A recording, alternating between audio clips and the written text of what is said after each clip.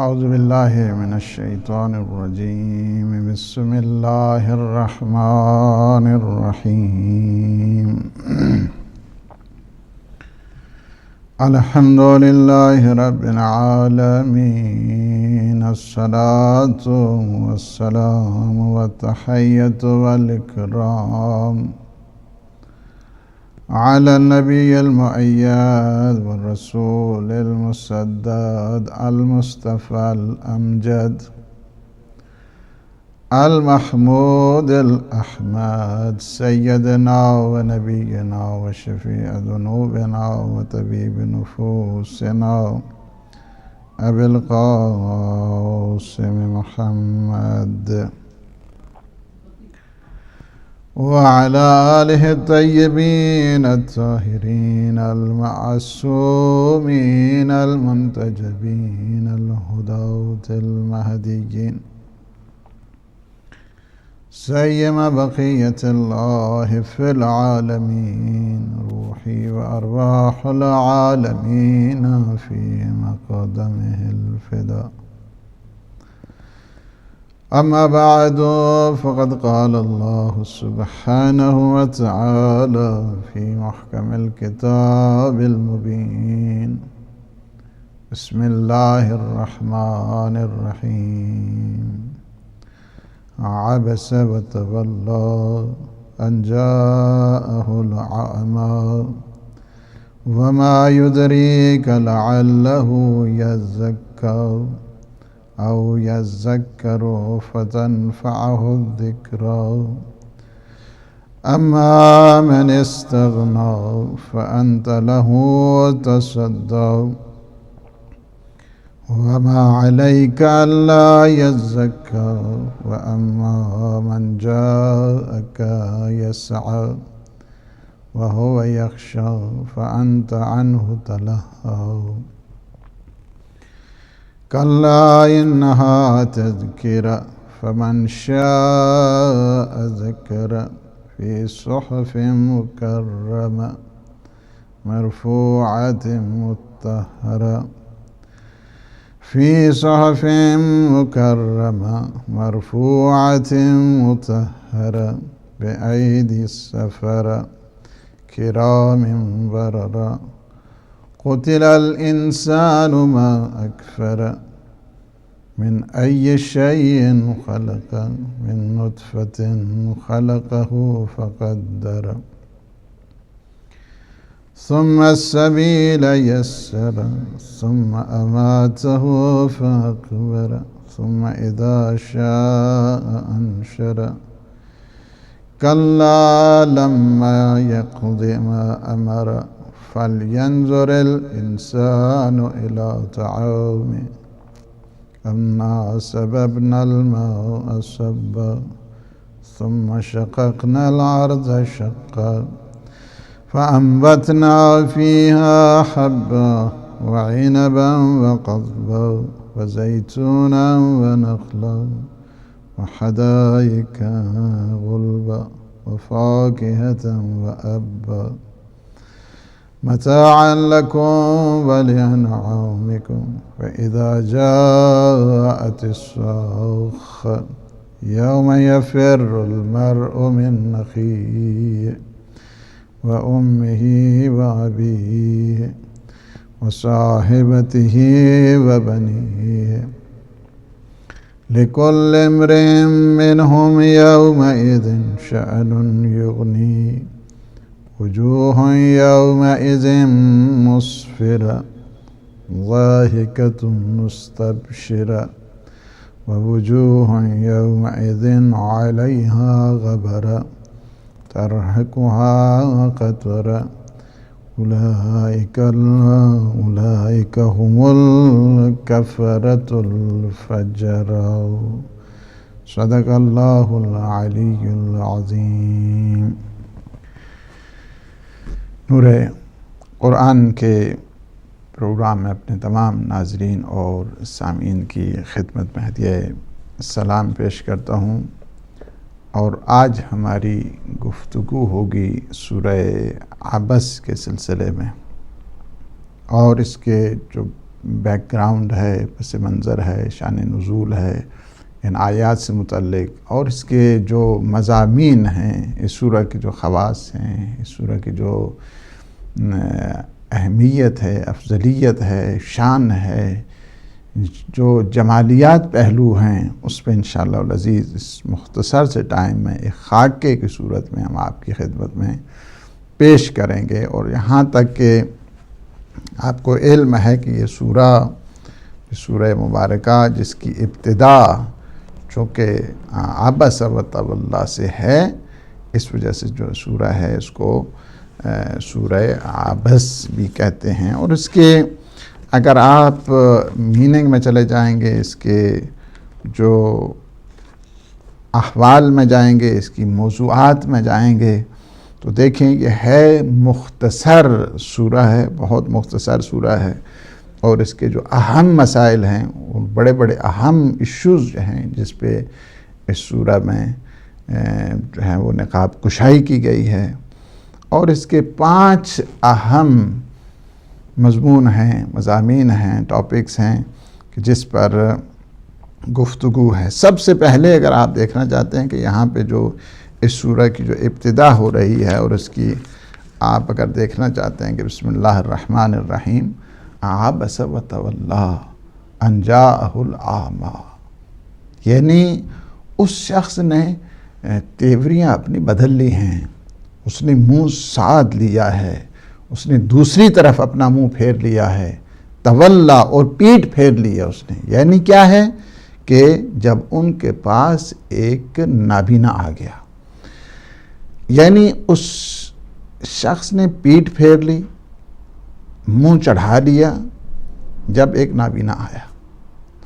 اب یہ ظاہر ہے کہ روایات میں جائیں گے، آیات کی جو اس آیت کی تشریح اور تفسیر کے لیے جب آپ مفسرین کے ہاں جائیں گے اور تاریخی جو پس منظر ہے اس کی طرف مطالعہ کریں گے، تو اس سے بات جو ہے نا وہ ظاہر ہو جاتی ہے کہ یہ آیات اس وقت نازل ہوئیں کہ جب پیغمبر اسلام صلی اللہ علیہ وآلہ وسلم کے پاس جو صنادید قریش ہیں ان کا ایک پورا گروپ آیا ہوا ہے، اور اس دوران پیغمبر اسلام صلی اللہ علیہ وآلہ وسلم سب کو انوائٹ کر رہے ہیں اسلام کی طرف، انویٹیشن دے رہے ہیں اسلام کی طرف، ہر دم انہیں متوجہ کر رہے ہیں اسلام۔ وہاں پہ اصحاب بھی موجود ہیں، قریش کے جو بڑے افراد ہیں وہ بھی آئے ہیں، بڑے بڑے نامور قسم کے لوگ آئے ہوئے ہیں، اور آپ کے اصحاب میں سے بھی بیٹھے ہوئے ہیں۔ اس دوران کہتے ہیں کہ جو ابن ام مکتوم کہ جو حضرت خدیجہ سلام اللہ علیہ کے عزیزوں میں سے ہے، رشتہ داروں میں سے ہے، وہ جب تشریف لائے وہ نابینا تھے، اور بعد میں دیکھیں پیغمبر اسلام انہیں آذان کے لیے بھی مقرر کیا کرتے تھے ابن ام مکتوم کو۔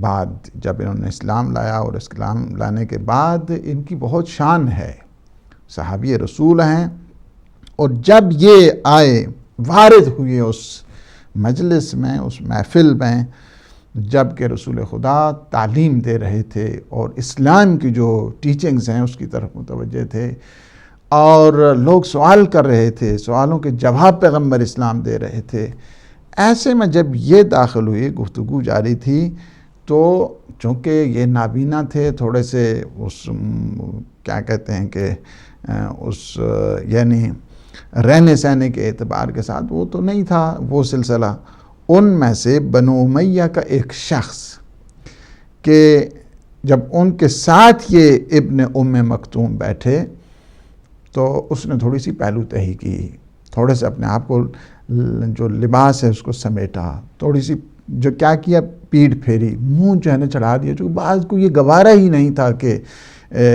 امیر بعض ایسے بھی ہیں کہ جن کے ہاں یہ انہیں گوارا ہی نہیں ہوتا کہ کوئی غریب کو جو ہے نا وہ دیکھے، بلکہ دیکھتے ہی جاتے ہیں، ان کے تیور جو ہے نا بگڑ جاتے ہیں، تیور بدل جایا کرتے ہیں۔ اسلام کے ہاں امیری غریبی وہ کوئی چیز نہیں ہے، اخلاص اور محبت، عقیدت اور معرفت اور عقائد سب سے زیادہ اہم چیز ہے۔ لیکن بعض کے ہاں چونکہ پیسہ آ جاتا ہے تو وہ دوسروں کو کچھ نہیں سمجھ، کہتے ہیں ہاں جی اوکے ہے۔ حالانکہ پیسہ کیا ہے، پیسہ آ جانا، مال و دولت کا آ جانا اس بات کے اوپر دلیل نہیں ہوتا ہے کہ بس تم تقرب الہی کی جو ہے نا آخری منزل پہ پہنچ گئے، ایسا نہیں ہے، اخلاص دیکھا جاتا ہے۔ بعض لوگوں کو بالکل گوارا نہیں ہوتا، غریب کو دیکھتے ہی جاتے ہیں، چڑ جایا کرتے ہیں، اور یہ بہت بڑی یعنی اسلام سے دوری کا نتیجہ ہوا کرتا ہے، اس وجہ سے کہ انہیں اگر اللہ نے مال دیا تو مال اس لیے نہیں ہے کہ تم غرور کرو، تم تکبر کرو، تم اتراؤ، تم دوسروں کو آزار اور اذیت پہنچاؤ، تجمل پرستی کی طرف جاؤ، اس لیے نہیں مال دیا گیا ہے۔ یہ مال دیا گیا ہے تاکہ اللہ سبحانہ و تعالیٰ تم سے امتحان چاہتا ہے کہ تم مال کو کہاں پہ خرچ کر رہے ہو، کدھر لے کے جا رہے ہو مال کو۔ مال کیا تم نے اللہ سبحانہ و تعالیٰ کے راستے پہ خرچ کر رہے ہو، یا یہ مال اسی طرح، مال کہاں سے آیا تمہارے پاس؟ یہ مال بھی اسی لیے اس سے پوچھا جائے گا، وَعَنْ مَالِكَ فِي مَا أَفْنَيْتَ، یہ کہاں سے تم نے اس مال کو لایا ہو، فی مکتسب، کہاں سے تم نے اس کو اکتساب کیا، کہاں سے تم نے اس کو حاصل کیا، فی منفقہ، اور کہاں پہ تم نے اس کو خرچ کیا ہے، دونوں اعتبار کے ساتھ ہے۔ یعنی غریبی اور امیری ایک شان کی طرف انسان کو لے جاتی ہے، غریبی بھی امتحان ہے اور امیری بھی نہ سمجھے، امیری بھی بہت بڑا امتحان ہے۔ امیر ہونے کے بعد بعض نام کے غنی ہوتے ہیں، کہ جس طرح اگر آپ اس آیت میں دیکھیں تو آپ کو اندازہ ہو جائے گا کہ فقط غنی ہو جانا اور فقط ثروت کا آ جانا اس بات پہ دلیل نہیں ہے کہ تمہارے پاس اگر نابینا آ گیا ہے، غریب آ گیا ہے، فقیر آ گیا ہے، لاچار آ گیا ہے، ڈسیبل آ گیا ہے، تو تم پہلو کرنا شروع کر دو اور تم اپنا لباس سمیٹنا شروع کر دو۔ عبس وتولی، اس شخص کو دیکھا ہے کہ جس نے منہ پھیر لیا، پیٹ پھیر لی، تیور چڑھا لیے، کیا ہے؟ ان جاءہ الاعمی، ان کے پاس کیا ہوگا؟ نابینا آ گیا ہے، ایک پاس آنکھیں نہیں تھیں، نابینا تھا، معذور تھا، ڈسیبل تھا اس معنی میں، اور اس نے کیا کیا ہے؟ اس شخص نے، وہ بنو امیہ کا شخص ہے کہ جس نے یہ کام کیا ہے، اور یہ اتنی ناگوار حرکت تھی اللہ سبحانہ و تعالیٰ کے نزدیک، اللہ نے اس کو پوائنٹ آؤٹ کیا ہے، عبس وتولی ان جاءہ الاعمی وما یدریکہ لعلہ یزکیٰ، اور تمہیں کیا معلوم ہے کہ یہ کتنا پاکیزہ نفس ہے جو آیا ہے، یعنی اللہ سبحانہ و تعالیٰ کے نزدیک تمہارے مال کی کوئی قدر نہیں ہے، کمال کی قدر ہوا کرتی ہے۔ مال کیا چیز ہے؟ تمہیں خبر ہے کہ تم نے پہلو تہی کی ہے اور تم نے اپنے لباس کو سنبھالا ہے، اور تمہیں خبر نہیں ہے کہ ممکن تم سے زیادہ یہ تزکیہ والا آدمی ہے، تم سے زیادہ یہ تطہیر والا شخص ہے، تم سے زیادہ یہ سیلف پیوریفیکیشن جس کو کہا جاتا ہے تم سے زیادہ رکھتا ہے، تو تم یہ سمجھتے ہو کہ ہاں یہ آ گیا ہے، نابینا ہے۔ اللہ سبحانہ و تعالیٰ نے او یذکرو فتنفعہ الذکریٰ، یا نصیحت حاصل کر لیتا تو وہ نصیحت اس کے کام آ جاتی، یعنی تمہیں بجائے اس کے کہ اس شخص کا احترام کرتے، اس کو اچھی جگہ پہ بٹھاتے، اس کے تعظیم تکریم کرتے، تو ہم نے پہلو تہی کیا ہے، تیور بدل گئے ہیں کہ یہ کیوں ہماری محفل میں آ گئے، کیوں ہماری مجلس میں آ گئے، تمہیں خبر نہیں ہمارے پیغمبر کے پاس تو کیا ہے، سارے لوگ آتے ہیں، پیغمبر سب عالمین کے لیے ہیں، حضور سرور دو جہاں صلی اللہ علیہ وآلہ وسلم۔ یہاں پہ بعض نے اتنا بغض رکھا اس شخص کو بچانے کے لیے کہ جو بنو امیہ کا فرد ہے، اور انسان اپنے آپ کو ویسے غنی کرتا رہے تو وہ ایک الگ چیز ہے، لیکن دیکھا جاتا ہے کہ نگاہ توحید میں وہ کیسا ہے۔ اللہ سبحانہ و تعالیٰ نے تنبیہ کی اور یہ بات جو ہے نا وہ بتا دی ہے، سارے دنیا کے جتنے بھی مال و ثروت رکھنے والے لوگ ہیں ان سب کو خبردار کیا ہے اللہ سبحانہ و تعالیٰ نے کہ غریبوں کی جو بے احترامی ہے، غریبوں کو کی طرف جو ہے وہ نچلی نگاہیں دیکھنا، یہ اللہ سبحانہ و تعالیٰ کے نزدیک مذموم صفت ہے۔ ہمیشہ جنہیں اللہ عطا کیا کرتا ہے وہ اللہ سبحانہ و تعالیٰ کے یہ عیال ہیں، غرباء کیا ہیں؟ عیال پروردگار ہیں، یہ عیال ہیں، مساکین کیا ہیں؟ عیال پروردگار ہیں، یہ خانوادہ الہی ہیں، لہذا انہیں تم اس طرح نہیں دیکھنا ہے۔ اس شخص کو بچانے کے لیے بعض مفسرین نے یہاں پہ اتنی دھاندلی کی ہے یعنی عبس و تولا کی جو ضمیریں ہیں وہ پیغمبر اسلام کو نعوذ باللہ جو ہے نا ادھر لے گئے.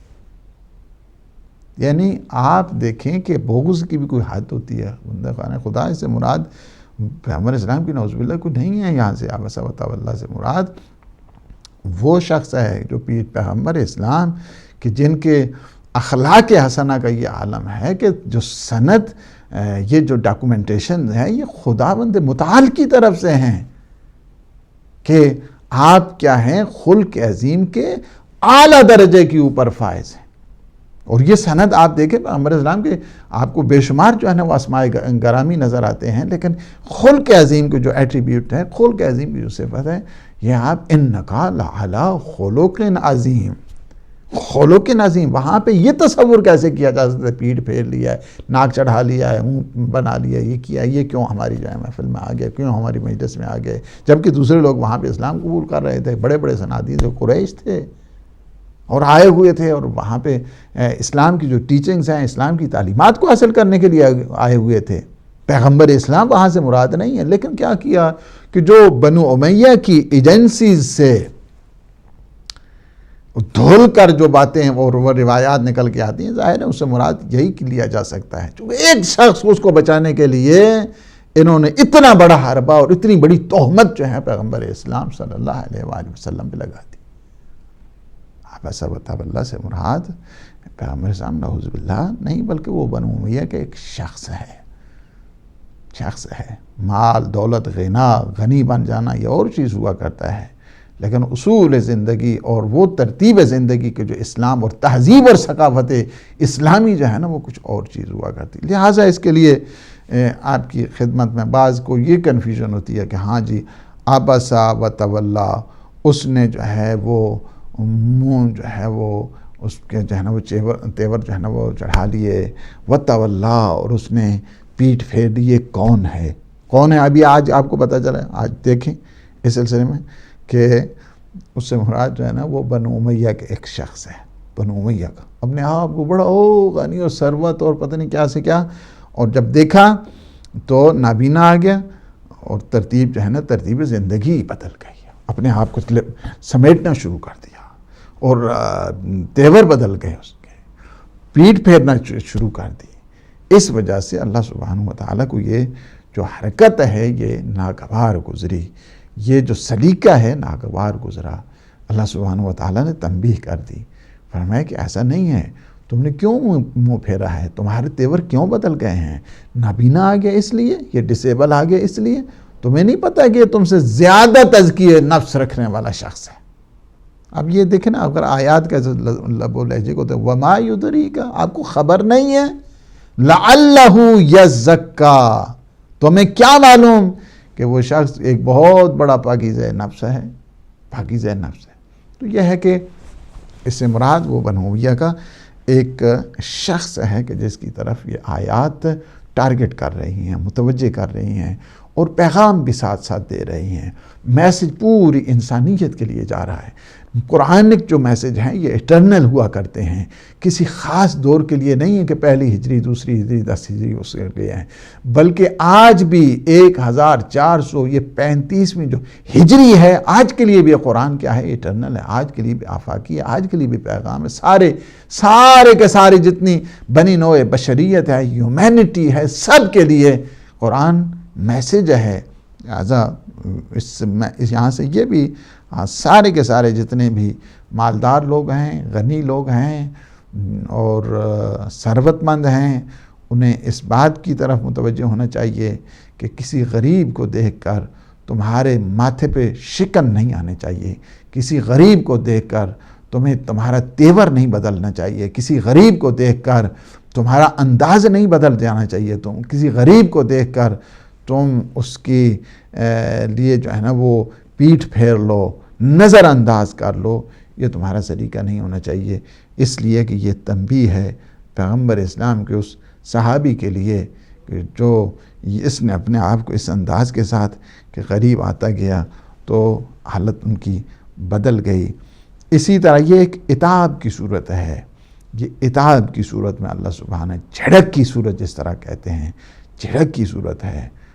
اور اس کو بچانے کے لیے میں نے پہلے بتایا ہے کہ انہوں نے نعوذ باللہ جہنم کچھ اس قسم کی چیزیں کہ جو تاکہ اس کو وہ بچ جائے، پیغمبر اسلام کی نعوذ باللہ اہانت ہوتی ہے تو ہوتی رہے۔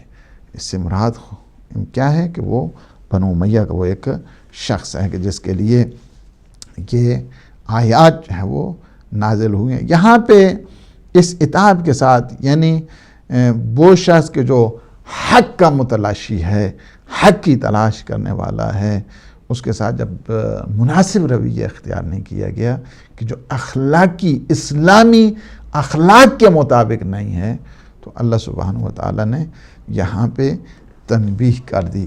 اور دوسرا یہاں پہ آپ اگر دیکھنا چاہتے ہیں تو یہ ہے کہ یہاں پہ دوسرا جو مضمون ہے یہ اس بات کی طرف متوجہ کیا کہ جو قرآن کی اہمیت ہے، عظمت ہے، جلالت ہے، قدر ہے اور ارزش ہے، اس کی طرف بھی متوجہ کیا گیا ہے۔ کلا انہا تذکرۃ فمن شاء ذکرہ، یعنی یہاں پہ کیا ہے کہ دیکھیے یہ قرآن کیا ہے؟ قرآن ایک نصیحت ہے، مکمل ایک تذکرہ ہے، ایک مکمل ایک نصیحت ہے، ایڈوائس ہے۔ کون ہے کہ جو نصیحت حاصل کرنا چاہتا ہے، نصیحت کی اگر ضرورت ہے تو قرآن کے پاس آؤ۔ قرآن ایک بہترین میسیج بھی ہے، قرآن ایک بہترین نصیحت بھی ہے۔ یعنی قرآن ہمیشہ ناصح کی صورت میں، جس طرح خود نہج البلاغہ میں مولا کائنات علی ابن ابی طالب علیہ السلام نے فرما دیا کہ یہ بہترین ناصح قرآن ہے۔ بہترین، اگر کوئی نصیحت حاصل کرنا چاہتا ہے تو قرآن کی خدمت میں آ جائے، اسے بہترین نصیحت مل جائے گی۔ فمن شاء ذکرہ، جس کا جی چاہے قبول کرے۔ قرآن کیا ہے؟ نصیحت ہے، جس کا جی چاہے قبول کرے۔ جس کا جی چاہے قبول کرے تو یہاں پہ وہ نظریہ جو جبر کا ہے اس کو ختم کر دی۔ کہتے ہیں او جی دیکھو نا جی سارے جس کی مرضی مننے، کیا ہے یہاں پہ؟ خیر ہی و شر ہی، یہاں پہ اس آیت نے کیا کر دیا؟ فمن شاء ذکرہ۔ قرآن نصیحت ہے، تذکرہ ہے، قرآن تذکرہ ہے۔ فمن شاء، جس کا جی چاہے، ذکرہ، جس کا جی چاہے اس کو قبول کرے۔ یعنی جو نظریہ جبر ہے وہ اسلام میں نہیں ہے۔ یہ اگر کہا جائے او جی خیر ہی و شر ہی من اللہ و تعالی، یہ کیا ہے؟ یہ کیا ہے خیر ہی و شر ہی؟ کہاں سے آپ نے لیا ہے یہ خیر ہی و شر ہی من اللہ و تعالی؟ شر بھی اللہ کی طرف سے، خیر بھی اللہ کی طرف سے، دونوں اللہ کی طرف سے، یہ کیسے ہو سکتا؟ خیر اللہ کی طرف سے ہے، شر تمہاری اپنی طرف سے ہے۔ شر کیا ہے؟ شیطان کی طرف سے ہے۔ شر کیا ہے؟ خواہشات نفسانی کی وجہ سے ہے۔ شر کیا ہے؟ یہ انر ڈیزائر کی وجہ سے وہ کرتا ہے۔ شر کیا ہے؟ یہ وساوس کی وجہ سے وہ کرتا ہے۔ شر اللہ کی طرف سے کہاں گیا آگے؟ شر کا تعلق امر آدمی ہے کہ جس طرح فلسفی لوگ اس کو اپنے، شر کا تعلق اللہ کے ساتھ نہیں ہے۔ اللہ کیا ہے کہ کیا ہے؟ خیر محض ہے، خیر محض، یعنی جو ابسلوٹ جس کو کہتے ہیں کہ ہر دم جہاں جہاں پہ کسی قسم کی وہاں پہ نہ شر نہ برائی نہ قبح، کسی قسم کی جانا وہ نہیں وہاں پہ۔ اللہ سبحانہ وتعالی کی ذات رحمان ہے، رحیم ہے۔ اللہ کے ہاں جو ہے وہ شر کا تو نعوذ باللہ کوئی تصور ہی نہیں ہے۔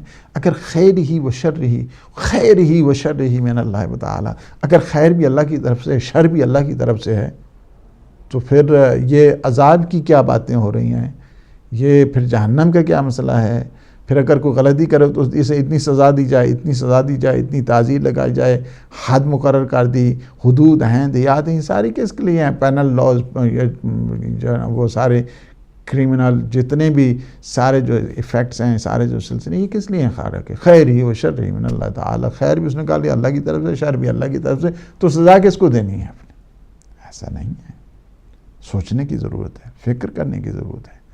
اللہ سبحانہ وتعالی نے انسان کو عقل دی ہے، یہ عقل شریف ترین اللہ کی مخلوق ہے، اور سب سے عظیم ترین جو موہبت جس کو کہا جائے، عطیہ پروردگار کہا جائے، وہ انسان کے لیے یہ عقل ہے، سمجھنے کے لیے ہے۔ اللہ سبحانہ وتعالی یہاں پہ جس طرح قرآن کے لیے کہا نصیحت، مرضی ہے مانو، مرضی ہے نہ مانو آپ کی، اسی طرح جس طرح اِنَّا هَدَيْنَاهُ السَّبِيلَ اِمَّا شَاكِرًا وَإِمَّا كَفُورًا، ہم نے کیا کیا؟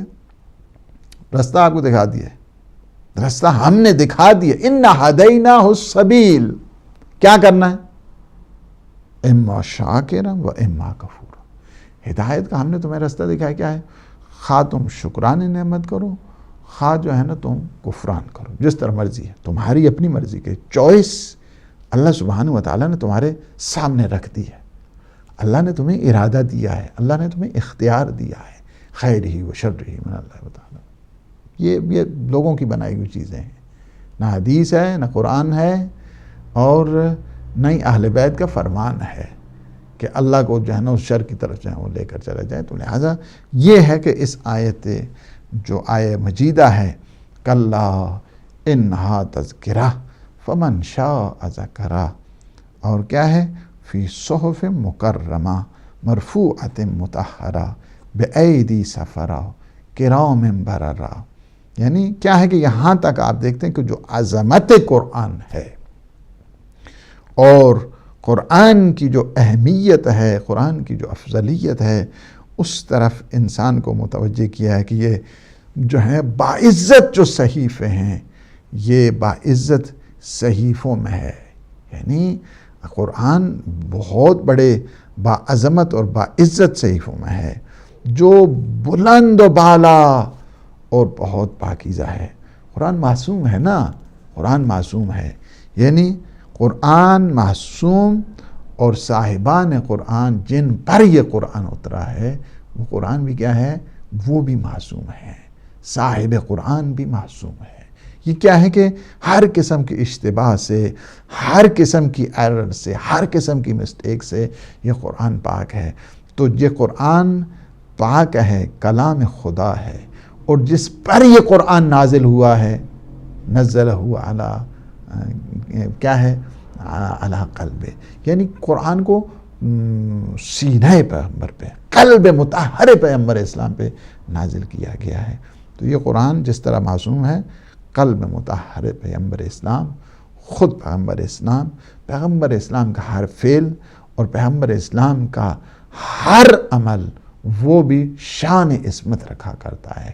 پیغمبر اسلام سے کسی طرح نہ ان کے قول میں کسی قسم کا ڈاؤٹ، نہ ان کے فعل، نہ ان کی تقریر، یعنی جو خاموشی اختیار کرتے ہیں. پیغمبر اسلام ہر جہت کے ساتھ جو ہے وہ کیا ہے؟ معصوم ہے. یہ قرآن بھی معصوم ہے. اس لیے فرمایا کہ فی صحف مکرمہ مرفوعۃ مطہرہ بتایا گیا، اور شان تطہیر جو ہے وہ اہل بیت علیہ السلام کی شان میں نازل ہوئی ہے. انما یرید اللہ لیذھب عنکم الرجس اہل البیت ویطہرکم تطہیرا.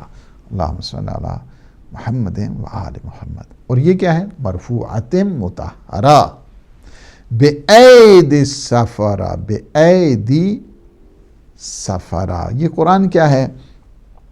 بہت ہی یعنی بلند و بالا اور پاکیزہ، اور ایسے لکھنے والوں کے جو بایدی ان کے ہاتھوں سے ہے، ایسی سفیروں کے ہاتھوں سے، ایسے لکھنے والے ہاتھوں میں ہے کہ جو کیا ہے؟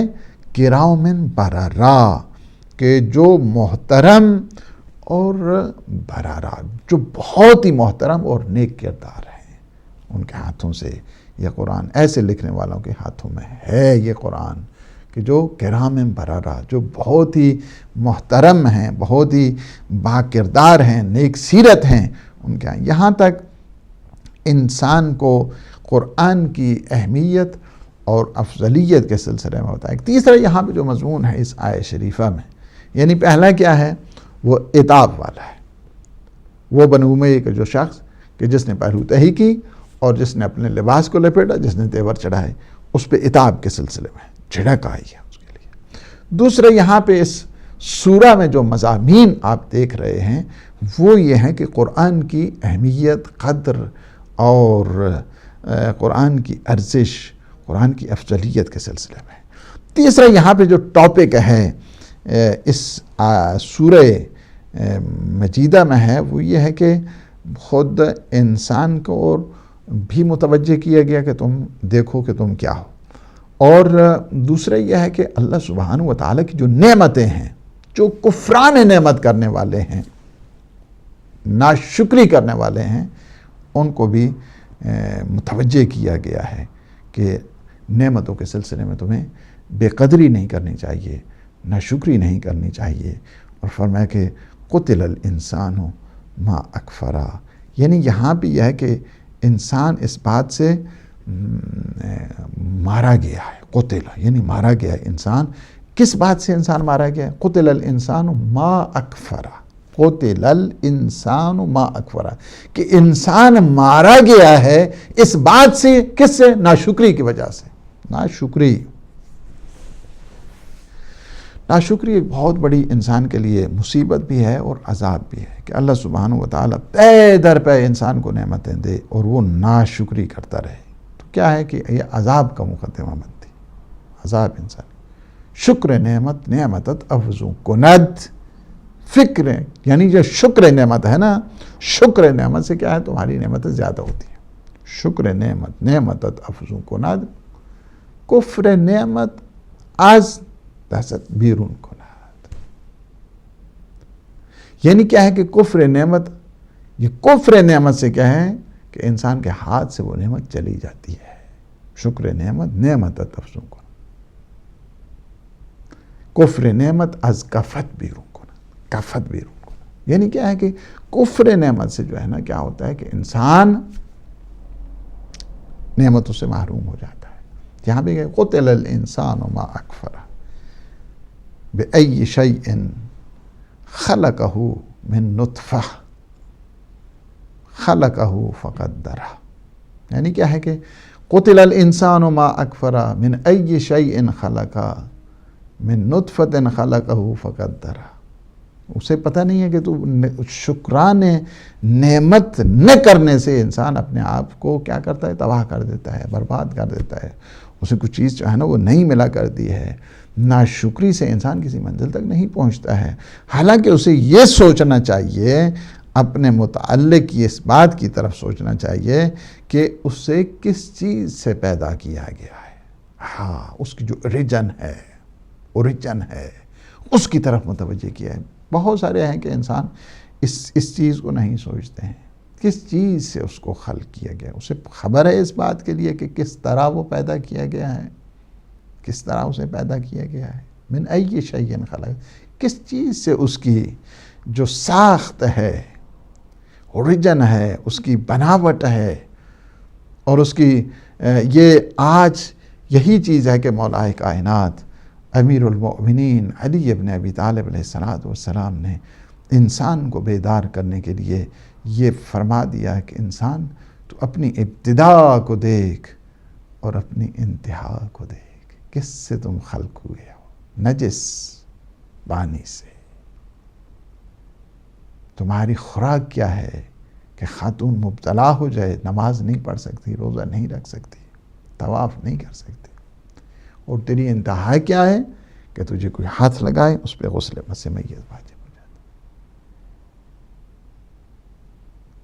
یعنی اس بات کی طرف قتل الانسان ما اکفرہ فی ای شیء خلقہ من ای شیء خلقہ، کس چیز سے اسے جو ہے نا خلق میں نطفہ سے خلق ہوا ہے، خلقہ فقدرہ، ہم نے کیا کیا، یعنی اسے نطفہ سے پیدا کیا، پھر اس کا اندازہ مقرر کر دیا ہے۔ یہ ایک انتہائی عجائبات پروردگار میں سے ہے کہ انسان اگر اپنے وجود، اپنے مراحل خلقت، اپنی نشو و نما کے سلسلے میں، اپنے مراحل تخلیق کے سلسلے میں جو انسان غور کرتا ہے تو انسان کے جو تربیتی مراحل ہیں وہ شروع ہو جاتے ہیں۔ ایک مختصر سی بریک ہے، انشاءاللہ اس کے بعد آپ کی خدمت میں حاضر ہوں۔